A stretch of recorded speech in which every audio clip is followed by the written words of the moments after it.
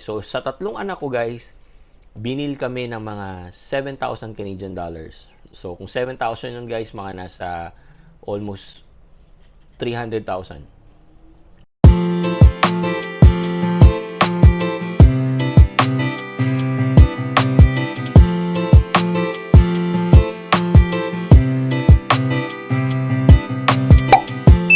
Hi guys! So, nandito kami ngayon sa aming dentist. So meron kaming check-up ngayon. Check-up ng wife ko and check-up ko din for today. So, yung dentist namin at saka yung dentist ng mga kids is magkaiba. Kasi iba ang tumitingin sa mga bata at iba rin ang tumitingin sa adult like us, right? So, yun, i-share ko lang na sa amin dito, yung sa general na health card, hindi kasama ang dental yata for now. Sa pagkakaalam ko hindi pa kasama kasi nung pagkadating namin hindi pa siya kasama eh. So pero meron akong nabalitaan na kasama na raw, no. Pero even though since yung company ko ngayon is covered naman, yung covered ako pati yung family ko, hindi namin masyadong iniintindi kahit na hindi siya kasama dun sa general, 'di ba? O sa general na health card. Ang tawag dito is MSP, no? 'Yun. So let's go. Pasok tayo sa loob. Yan. 'Di ba? Yan. So si Mrs. nasa loob na. Mag-aalas 2 na. Siya kasi ang unang nakaschedule, tapos ako naman mamayang 2:30, no? So ngayon naghihintay lang kami dito. Kasama ko yung mga anak ko. Hindi siya makulit, oh. Yan, so naghihintay lang kami dito para sa turn namin. So parang first time ko ulit na ma-check for the longest time kasi dun sa Pilipinas nag-pandemic, hindi ako masyadong na-check dun eh. So we'll see kung anong gagawin sa akin mamaya. But definitely cleaning yan mamaya. Alright? So, yun muna ulit. See you later.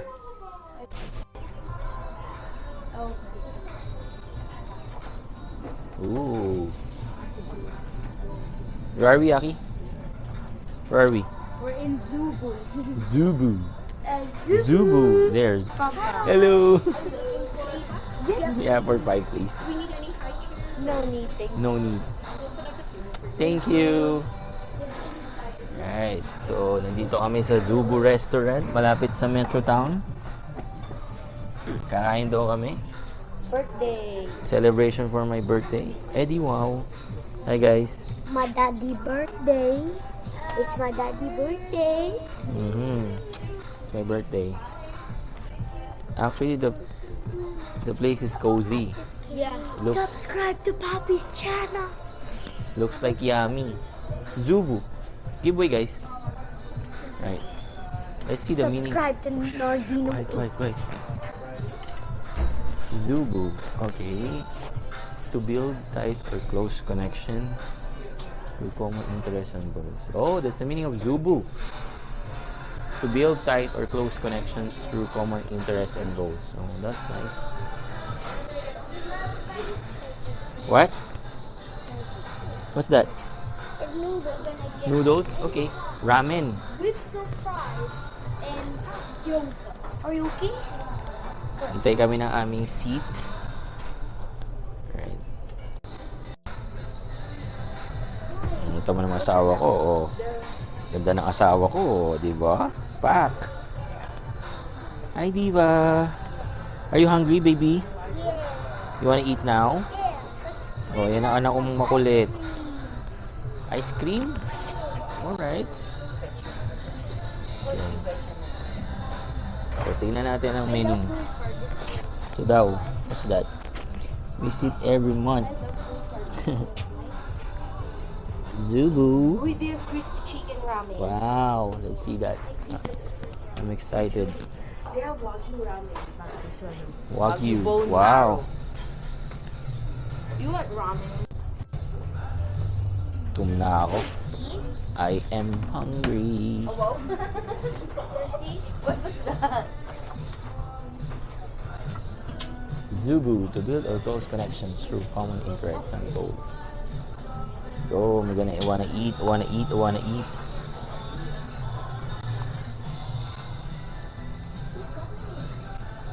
400 points ramen, 150 points. So we must 100 stand points. good. Let's go. Stand good. Let's go, guys. Go. Okay, go, go, Follow. Let's go. Mali ka na. Let's eat. Wow. There you go. Yay. Let's sit on.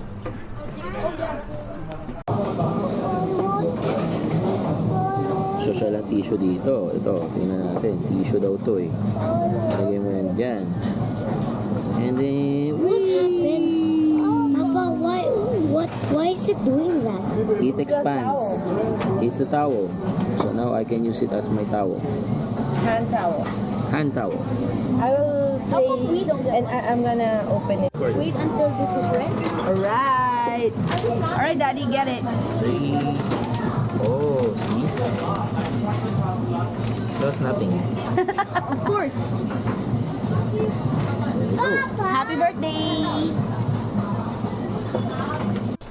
You like this, so get some if you want. Ooh, okay. Order complete. Can I get some more ramen? Ooh, sarap. So far, the food is good, Can I right? get some more ramen at the bacon and the... Yup. Like the food? Yup. Like it? Yeah. Yummy. Hi, ma. There you go. So, ito order natin. Ano nga to? Pork bowl something. Ah, mukhang masarap. Pork chashu. Okay. So, kakain muna kami, guys.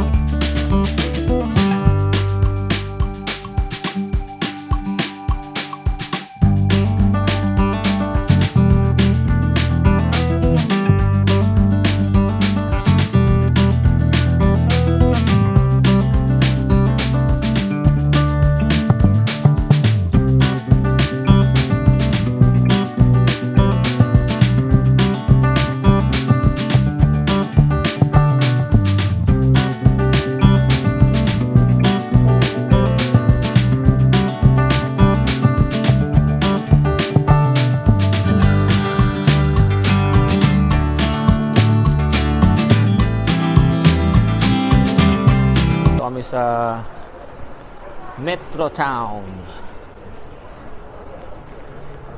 Dito kami sa Metro Town ngayon. Why? What's the problem? OA mo naman. Dito lang ako eh. Na-miss mo ako agad. Grabe ka naman. Miss mo ako agad. We're here. Yan. Pagkatapos kumain, saan tayo? Sa Metro. Mall. Sa Metro Town. Metro Town, di ba? Ikot-ikot lang. Kasi busog kami, dami namin kinain. Yeah. So magpapababa kami ng kinain. Mamaya, pag nagutom kami, kain ulit, di ba? Yun lang yun. Oh. Today is Monday. Pro D-Day. Walang pasok ang kids kasi Pro D-Day. Pro D-Day. Parang, ano ba sa atin yan? It's like school Parang, teachers. nagpe-prepare yung mga teacher for the next Yeah, I like class. Pro D-Days. I like Pro D-Days. So, because kailangan nila ng one whole day to do that. I So, like walang pasok ang mga kids. I like Pro D-Days Yan. because And of course, it's my birthday today. yeah. So, we celebrate. Kumain lang kami sa labas with the kids, family. ganun lang kami mag-celebrate dito, guys. Wala nang fancy stuff. Also, we just went to... Sa akin, mas okay na magkakasama kami. Okay na yun. Wala nang gift-gift. Yeah. Also, we just went to the dentist. Yan, kasama ko yung mga anak ko, kasama ko yung asawa ko. Okay na kami. Right? So, iikot lang kami dito and then tingin ng mga stuff.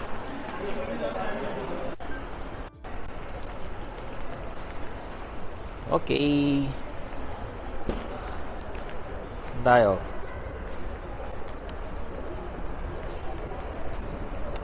Ito, ang isa sa favorite place. Diba? Indigo. Oh, kasi yung aking boss, mahilig to sa ano, mahilig siya sa books. That's why madalas kami dito, Indigo. And kasi merong part na toy store. Ayan. Meron toy store dito. That one. So, pag pumupunta kami dito, hindi lang yung misis ko ang masaya. Pati yung mga anak ko masaya din.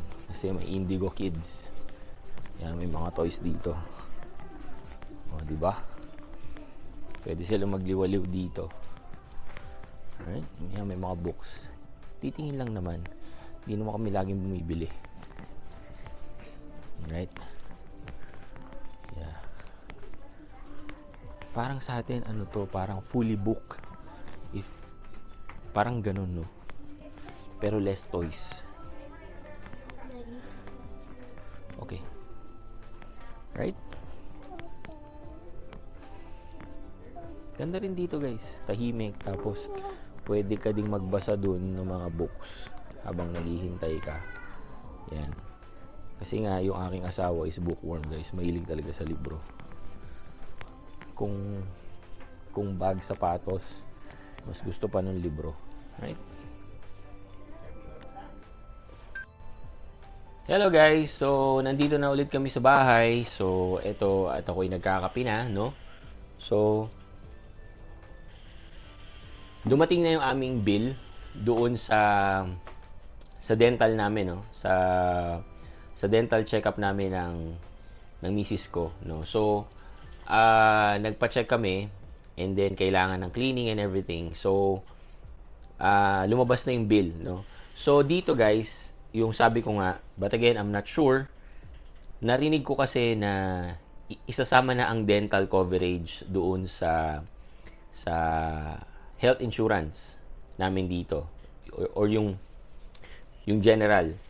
So kasi guys, makakakuha rin ang tawag nila dito is extended insurance from the company kung saan ka nagtatrabaho, right? So yung sa akin, covered ako, yung misis ko, pati yung mga anak ko, covered ng company para sa dental namin, no? So dumating na yung bill, at ang bill namin, for me, kasi since matagal ako hindi nagpa-check up, since Philippines pa kasi nung nag-pandemic, hindi kami lumabas hanggang sa nakarating kami dito. So ngayon lang ulit ako magpapa-check, no? So binila ko ng mga 400 plus Canadian dollars. Si Mrs. naman, since regular naman siya, medyo konti lang yung procedure niya, no? So, mga 200 plus. So, sabihin natin mga total naming dalawang mag-asawa nasa 700 Canadian dollars. So, 700 Canadian dollars, mga nasa 29 or sabihin na natin 30,000 pesos. Cleaning lang yun, guys, no? But again, since covered nga kami nung company, or nung extended health insurance namin, wala kaming babayaran or wala akong binayaran. We are under Sun Life, no? So yun yung insurance na or health insurance ng company namin dito, right? So yun, so wala kaming babayaran. And then also i-share ko lang din sa inyo, no?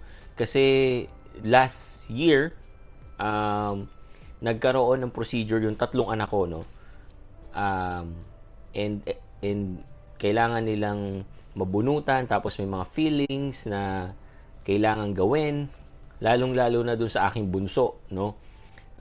Yun ang mahirap kasi umiiyak talaga siya noon kapag yung kumakain siya. Kasi guys, nagkaroon ng butas yung ipin niya, no?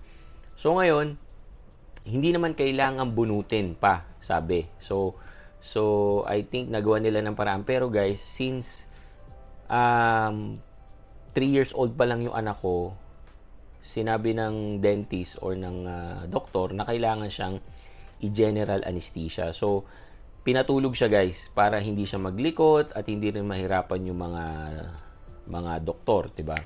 Kaya malaki yung naging bill namin guys. So, sa tatlong anak ko guys, binil kami ng mga 7,000 Canadian dollars.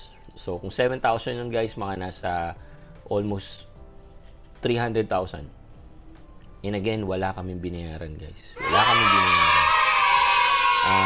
Sagot yun ng aking health card, no? So, yun. So, na-share ko lang sa inyo. And then, so yung check-up nga ng wife ko kahapon,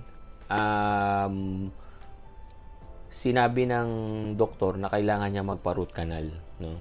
And syempre guys, another gastos yon. But since covered din siya nung health insurance ko, wala rin kaming babayaran, right?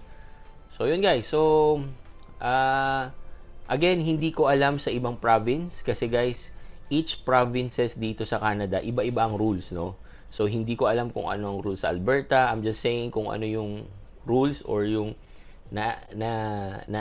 na-experience namin dito sa British Columbia. So para lang din meron kayong reference. So kung mapili nyo na magpunta dito sa BC, 'di ba? So meron kayong idea kung paano nag-work ang